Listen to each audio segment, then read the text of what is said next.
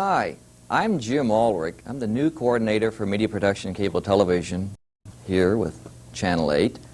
And you may say, well, what am I doing here? You know, why isn't Ada Harden interviewing me? We have turned the tables, and I'm going to interview you.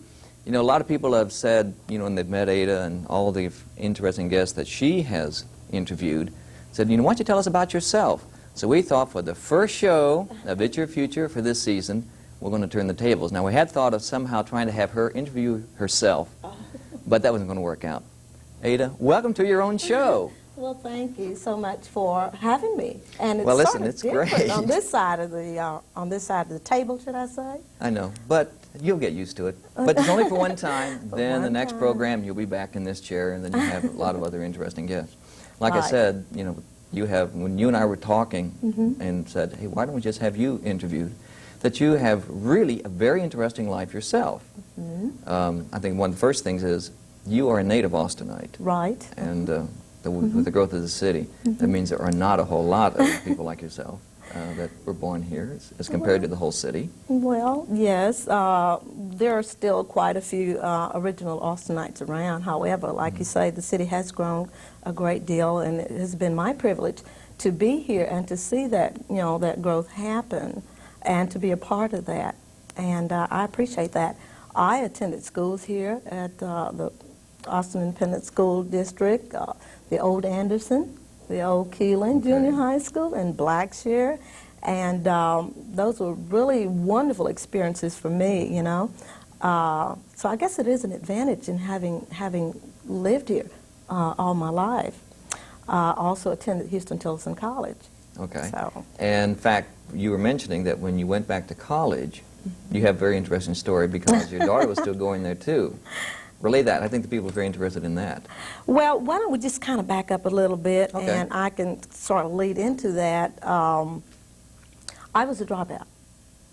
I was a dropout. From high school? Yes, high school. You know, a very popular young lady in the band, well, majorette in front of the band, and you know, popular young ladies at some time and at the other, sometimes maybe, you know, decide that they want to do other things, and so I did. And by the time I was, 21 years old, I was a proud mother of 4 children and a husband. At 21? 21. 4 children and a husband. 4 children and a husband. And, you know, and I've done an awful lot of different kinds of things. You know, I felt like, well, this is my responsibility, and I need to take care of this. So I was a housekeeper, maid. You were? For 18 years. That's right. And I did that. I worked as a housekeeper, maid, and I raised 3 children here in Austin, Texas, as a housekeeper. And now one's a doctor, and one's very prominently in real estate here in Austin, and the other one's married to a lawyer, and all those kinds of things. And they're still part of my family. I think one of the things that I'd like to say is that, you know, I was just not satisfied. You know, my family had a lot of support from my family, my brothers and my sister, my mother, my father, and they saw where life could be better for me if I were to prepare myself with some sort of skill, okay? And so they talked me into going to beauty school. Well, see, I have 3 sisters who are beauticians. One's deceased now, but there were 3 of them who already were, and 2 brothers who were barbers already here in the city. So how many children were there altogether? Oh, I mean, you've already named 3 and 4, so there's got to be quite there are bunches of us. The Stewarts. 9. 9. So I'm the baby. I'm the last baby of 9. Oh, right. Yeah, and so I actually didn't have as hard a time, you know, growing up as the rest of my family, my brothers and sisters. I mean, we, you know, the cotton patch and the whole works, you know. And it was just a little bit easier, you know, for me. By this time, like I say, my parents were in business. My father had a service station. He's a terrific mechanic, and, you know, and my brothers kind of picked up on that. And it was just a lot of different things that he always taught us to do to be able to make an honest living. And so, as a result of that, we're all in, you know, in business. They are. Okay, so you were not depending on other people. You went ahead and stand on your own 2 feet, it sounds like. Right. I did, because I felt like, you know, if I had to take care of these kids. This was my responsibility. You know, of course, my husband, but I felt that it was mostly mine, because I was raised in a sort of family where the mother, took care of the home and cared for the children, PTA and all that stuff. And so as a result of that, my husband got this franchise on copy machines. And so I wanted to know a little bit more about the business also. So I decided that after having worked as a beautician, cosmetologist for about 13 years, along with being the housekeeper, I decided that that was not exactly what I wanted to do. So as a result, I got a tutor, and then I got my GED. Okay. And then from there, I went straight to the Austin Community College, okay? And then I received an associate degree there in business. And by this time, though, guess what? All four of my kids were in college. At the same time? Yes, Okay. at the same time. 3 were at Houston-Tillotson College, and the other one was at the University of Houston. And when they, when I decided I was going to go to Houston-Tillotson to, get BA degree, the 3 that were there thought, this is just not going to work. This can't happen. They didn't want their mother on campus with them. Would you? Probably not. No, I would agree with them, I'm You can't afraid. cut class with your mom around. That's right. But invariably, I did. And after about maybe 2 weeks or so, they got used to the idea. And then it was like, hey, Mom, across campus. And then, Did you ever end up actually in the same class with any of them? Yes, I did. 2 of my daughters. I think my sons lucked out. Well, the one in Houston definitely lucked out. He didn't have to be bothered with me on campus at all. Thank goodness you didn't choose Houston. I'm sure he was saying that. Yeah, he did. But my daughters, my 2 daughters, and my oldest daughter, she's a very shy person, at the time, and we had this interesting class together, and it was sex and marriage. Who would want to have sex and marriage class with their mom? And so she was kind of uncomfortable. I could believe that. Yeah, she was pretty much uncomfortable, and so the professor just kind of separated us and put me on this side of the room, and she was on that side of the room. But it worked out real well. And I guess if anyone were to ask me what was the most enjoyable moment of my life, that would be, I would have to say, graduating with my daughter. Okay, you have a picture of that. In fact, there was an article write-up about it, wasn't there? Right, yes. The American Statesman did a real nice big article about that, and because my one daughter and son had graduated the year before my baby daughter and I graduated together, and they did a real neat article on us, and I think it's in the archives of Houston-Tillotson, because I think this is the first time that had ever even happened at that college. Wow. The family, that you many actually had the families. graduation of both of them. Right, right. And didn't you say that actually when you were graduating, that your son was at the same time graduating? Well, he was at the University of Houston. Yes, I'm not sure that he actually graduated. But it was the same time frame. Well, yeah. Okay. That is, I have to admit, that it's really interesting. But I guess what I really like is the fact that you didn't let the fact that you had dropped out, Right. And, by the time, like I said, you were, 20, 21, had the children, married, the whole bit. And that I think a lot of people would just sit there and let that depress them. Yeah. And say, hey, there is nothing else I can do. Right. I think so, too. And I do a lot of, what should I say, role model playing in the schools with the students. As a matter of fact, not too many days ago, I was at Allen to talk to the Teenage Parent Program. And in talking with the young ladies there, it just sort of brought back to me some of the things that I had gone through. And I tried to emphasize to them that even if you do make a mistake, if you want to call it a mistake, whatever, then it's not the end of the world. You can do whatever it is you want to do. That's one of the things I told them too. And that's one of my philosophies, is that you can do anything you want to do. You just have to want to do it bad enough. And you're going to have to be the one to do it. No one else is going to be able to do it for you. And I was thrilled to be there and to share with them my life. And hopefully they can see, some of the things that I had experienced and, and learn by that. One of the neatest things, the role models, I even told them, I said, now, do you have a role model? I was hoping they'd say, yes, you No one said that. No one's, darn it. Not yet, anyway. But one of the neatest things that happened to me was at my church. I'm real religious, and this young lady came up to me. I had taught Sunday school about a year ago, and she came up to me and she said, "Sunday," she said, "I love you." You know, she said, and I really look up to you. You know, Right. And it's kind of strange because back when I was like 8 or 10 years old, my role model was a minister, a female minister. At the church? At the church. Well, actually, she was from another city, and in Texas, and she came down to do a revival. Mm-hmm. And I was so impressed with her. I wanted to be a minister. I wanted to be a preacher lady, you know. And, of course, you know, being 8 or 10 years old, you don't just decide you're going to be, you know, a minister. Minister at that age. Yes, but that was, you know, and I sort of, you know, modeled my life, you know, after her and my mother. You know, my mother was one of these ladies that overcome by the Spirit, you know. I said, I want to be a good Christian, but I don't want to do all that shouting and stuff, you know. But little do you realize that you have no control over some of those kinds of things, you know. Mm-hmm. And I said all that to say that it's important to, you know, to have a role model person, someone that you really respect and someone you really look up to. And I felt good about her saying that, you know, about me. That would be. It made my day. Make you feel good. Yeah. Really feel good. Because no, I agree with you. The role model, as long as it's a good role model. Unfortunately, sometimes, you know, teenagers would pick, I think, a role model is not that good, which can be a problem. Right, right. Well, I think that, you know, in doing that, and with my experience in having, you know, I've sang in the choir all this time, and that sort of prepares you to do other things, you know. Like, somebody asked me down there at the school, how did you get into what you do now? You know, I'm the volunteer resource specialist for AISD. That's my job. A lot of kids want to know, well, what is that?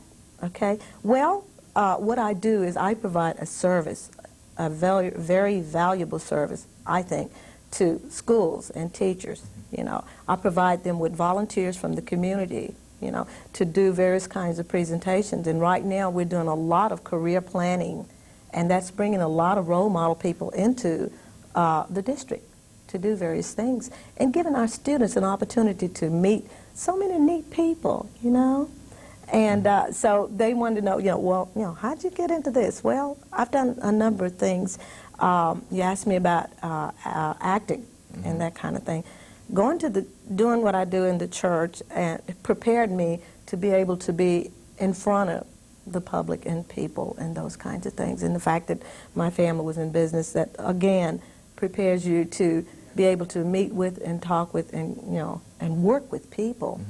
And I did theater. That's a very good. As an actress?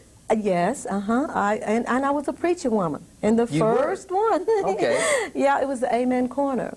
And from that, a young lady by the name of Cheryl Hawkins, who was at the University of Texas at that time, was writing a master's thesis on a show called The Shattered Home, saw me, and she liked, you know, my performance. And so she decided that she wanted me to come out and audition for a part for a grandmother in this Shattered Home. I went out and I got the part and everything, did the show. The show won a national award, and she was, one of the prizes was for her to have an opportunity to show it off stage in Broadway, off Broadway. I didn't get to go because, you didn't? Well, no, my sister was real ill at that time, and so, you know, I didn't get to go. But some other actors then filled in for you. Yeah, well, you know, yeah. Missed my big chance. Oh, I know. You could have been a big Broadway star. Oh, but then if you well. didn't, you wouldn't have been here, though. So. That's true, because I've done a number of things since that. I had an opportunity to do The Little Foxes at Zachary Scott with Mavourneen Dwyer as director, and I met so many neat people. Scotty Wilkinson was one of those persons of whom I met, whose husband's on the board here. And when AISD acquired the station, and they decided to start programming and that kind of thing, he mentioned my name, and as a result, that's how I got It's Your Future. That's how you got it. Yeah, and so, and I think that, you know, to go back to say that I don't get paid per se to do the show, but I do get paid because it was As an being the volunteer advantage. coordinator. Yes, and that's a part of my job, and I love it. I actually love my job, and I love what I do because it gives me such a great opportunity to be with the community as well as with the schools and the students and the teachers and the principals and the administrators, and it's a wonderful feeling. Well, did you act, going back to the acting, did you take any actual lessons, or did you just sort of come into it naturally? Interesting, because I think some people would say, if I want to be an actor or an actress, I've got to go, to acting school and really study. No. But you didn't. Well, Or did yes you? and no. Again, the church prepares you for this kind of stuff. Easter programs, Christmas programs, just planning regular fourth Sunday programs gives you that experience being for the people. Acting class, yes, one with Mona Foose, and she at the time was at St. Edward's, and it was about a 5-week course or class or something like that, 3 hours a day. Okay, so it wasn't And the that whole was year it. or more? I think you get a lot by doing it. Theater is one of the best ways in the world for a person to be able to, really get off into it. It teaches you discipline and all of the other things that are so vital to acting, okay? And because of the fact that I had an opportunity to do theater, and that led into commercials, that led to this show, film, Okay. modeling. Modeling yeah, for ads. modeling, We can yes. have, some samples Yes, of stuff that you've done. Right, I model for Yarings, and it's funny about that, though. Okay. I didn't know at the time until I started doing it that it was going to be for a full figure. Okay, and so when the ad came out in the paper, one of my friends, who always teased me, he said, "Oh, you're a full figure model," and so and I looked at it and said, "Yeah." So, well, I decided I'd lose a little weight, right? And so I did, and then I lost a job. I did. Oh no. Yeah, the lady told me, she said, "You're too fat to be skinny, and you're too skinny to be fat. So we can't." So we can't. You're in we between. Can't use you. You're in between. And so that kind of went down. But that's okay because I've done a lot of stuff what we call print work and for Brown School brochure. I'm in that. Would you have an agent? Several things. You know- Yes, I do Okay. have an agent. Am I allowed to say who? No. I don't know. I guess you Well, can. I have one. I have If one. you want to find out more about it, you can call her and she'll tell you all about it. Yes, and recently I acquired representation, I should say, in Dallas. Okay. So, yes. So you're going to be expanding. You hope. Yes, You hope. yes. Yeah, I think that a lot of things have come up. Like I said, I've done a lot of print work, brochures, textbooks, books, like you say, Brackenridge Hospital and all those other things. And it was so funny about the Brackenridge one. They ran that one on a Sunday morning, and so when I got to You church, look like a doctor. yeah, and I got to the church, and my friends came up and said, "Well, when did you go back to school to become a doctor?"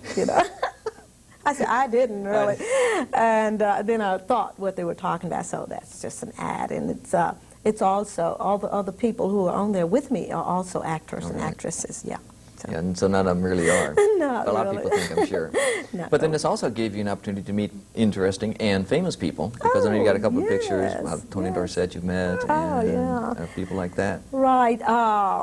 For public relations purposes, I have an opportunity to be in various places at various times. And yeah, I met Tony, and we're friends. And I've got his phone number. You do? Oh, Yeah, listen. don't anyone call me for Boy, now it. you're going to be besieged. Well, I promised him I wouldn't give it out. Okay. But yeah, we are. And neat people. I had an opportunity to do a film with James Earl Jones. Oh, And it was wow. called The Lone Star Kid, I believe. Yes. And really, In fact, that was shown on PBS. Right, that's right. It was. I think it was taped up in where McDade. Magday, Texas. And then I met he and Anson Williams. Anson is the young man who's Poxy on Happy Day. On Happy Days. He produced and directed that show, I think. And let's see, Shelley Winters. I did a film with her called Sonnet for the Hunter about 2 summers ago, I guess. And she's a very interesting person. Very interesting. I've seen her in a number of films and interviews that she's had, like on Johnny Carson. Yeah. Yes. Very interesting. She's real interesting, and I felt that was a great privilege. I had my own dressing room and all those good things, And I played the part of a housekeeper in a mental institution, and she was a patient there. But it was neat. And then also, I think one of the neatest ones, though, was with Willie Nelson. Okay. Yes, he and Morgan Fairchild. And that one is to premiere soon. It does? Okay, so it hasn't been out yet. No. So we can watch it? No, you can watch for that one. I was Morgan Fairchild's housekeeper. And that was a great advantage. And since then, I've had an opportunity to meet his daughter, Susie, who's a very unique young lady. So, yeah, it's... So it really has. It really has helped. Yeah. I have to bring this up. We were talking, and I said, you really looked lovely this morning with your dress. And tell me what you said, because it really floored me. That I whipped it up last night? I thought you were kidding. No. That you weren't. That you no. really, and I sit there and say, here's, a woman who's, doing a good job, actress, model, the whole bit. And yet you end up deciding that you can still make your own clothes. I find that really interesting. Really? I do. Oh, I do. Well, my mother was a strong believer in women, wives, mothers, whatever, knowing how to sew. She was an expert seamstress, and all of my sisters sew well. They say that, I have one sister who's my oldest sister who's deceased, and she was expert. I mean, an expert. She even made men's suits. And she, I started out being the baby, and I was going to say, oh, y'all used to take material. Would you make this for me? Would you do this for me? And one day she says, no, I will not do this for you. I will show you how to do it, okay? And that was the best thing she could have ever done for me.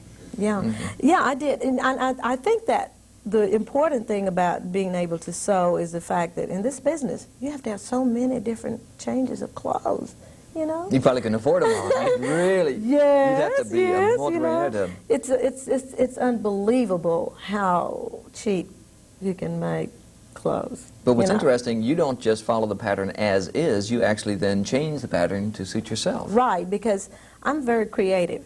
I really am. You'd have to be an actress and everything else, but still, translating that into, sewing and all, it's... Well, I think that, even if you go and buy the pattern, someone else may go and buy that same pattern, And we have quite a few people, even in my church, who sew, or they may have someone to make clothes for them. And I feel like if I can, somewhat design my own things, no one will come up with one just like it. See? And they won't. And another thing I do is that I go to the malls, and I go to the stores, and I look in the windows, and I see something I like, and I won't go in there and pay $150 for a shirt dress. I go back home, and I buy a lot of my material at the 5 and dime store. I don't know whether I need to say the name, but I do. And, for instance, I bet this dress didn't cost $10.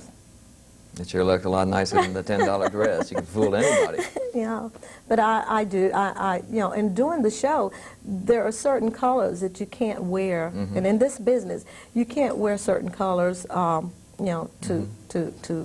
be on TV. Some of them bleed, some colors bleed. Whites are not really good. Or extremely busy patterns. Busy patterns and all that. So I had to learn how to sew so that I could have something to wear. Okay, we have have a few minutes left yet. What would some of you've had a lot of accomplishments and so forth, and yet obviously there's disappointments along the way that you've been able to cope with. You wonder, how do you cope with some disappointments, which I'm sure everybody has? Oh, let's see.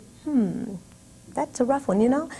I really hadn't thought about disappointments because I really can't think of a lot. I guess one would be if I wanted a part real bad, a real big part in a film or a major film, and I go out and audition along with 200 more people, and I not get it. Like the cattle call, yes. Like this past weekend, they were auditioning for people, extras and what have you, and I just went out there, and it was just so many people. I just didn't deal with it. I didn't bother about it. So I would think, you know, you get a little disappointed, but then you can't give up, because the main thing is that when you go out and audition for a part, be it commercial or film or, you know, production on stage, you have to remember that the producer has that person in his head or her head. So it's not something that you did wrong, or it's not that you read your part wrong or whatever. It's what he has in his head or her head already that he wants this particular character to be. Okay. And you're just not right for the part. That's right. So it's really not a reflection on you personally. No. So it's a mental attitude. Sure. Okay. Sure. So that would probably, you know, that would bother me a little bit. Yeah. But not So it's anymore. really how well you can do, you know, with your mental attitude. If you're what they're looking for. But that would go for anything. Absolutely. Absolutely. Any disappointment. Right. that would come It takes along. a certain kind of person to even do the kind of thing that I do. A volunteer specialist, whatever, coordinator, whatever, has to be a special kind of person, because you have to deal with so many different personalities. And we have some videos, as a matter of fact, that we shot with you, Do I we? think. Oh, okay. When you were doing, what, Ullrich Pierce or something? Oh, at Allen. At Allen. Teenage okay. Parent Program? Right. Yes, okay. And we would like to see that, because I think it would alright. help to show people what's going on. Oh, okay. Well, yeah, I do a lot of personal appearances. This show has led to a lot of that, and in doing that, it's like I say, very rewarding to me to go out and to share my experience with students, you know, and to keep them encouraged, you know, and let them know that they're loved and that you care. I started a program along with the principal at LBJ, and it's called the Minister Support Program, where ministers come from and clergies come from the community to, you know, just to be with kids, to talk to them, and let them know that you do care about their welfare. And I believe in that. I believe that kids just want to know that they are loved. Kids someone want to really know cares that about you them. care, right. I mean, obviously it should be their parents, but in some cases, Well, a lot of It's kids not- can't talk to their parents, you know. There are things that my kids tell me at LBJ that they dare not Wouldn't say to dare. them. Oh, of course not. Yeah. Of course not. probably they feel they're going to be clobbered. Ah, for real. But they've got to get it out of their system. They've got to tell somebody. Right, yeah, tell somebody. That's what's important, to tell somebody. And to share your feelings inside, how you're feeling as a student, you know. Okay. Be surprised how much that helps. Okay. We just probably have less than a minute left. What Oh, no. what last word? I know it goes fast, doesn't it? What last word can you give the audience, Well, especially your teenagers? My teenagers, And their goals. yeah, and the high dropout rate of kids, those kids. I think I tell them to stay in school. I think that if you've made a mistake or whatever, it's not the end of the world, you know? You can come back and you can make something of your life. You just have to want to do that bad enough.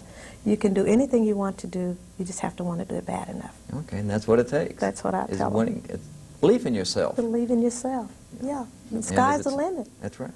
Yeah. And you have proven it, Thank that you you. can do it. Thank you. You know, and I think, you know, that alone is the fact that you have shown, you know, to our viewers that you can do it if you believe in yourself and you want it bad enough. And we're going to be closing now, and I want to thank you for being with Well, us. thank and you. you'll be in this chair the next time. Thank you for having Okay. me. Bye. It's a pleasure. I appreciate it. That was good.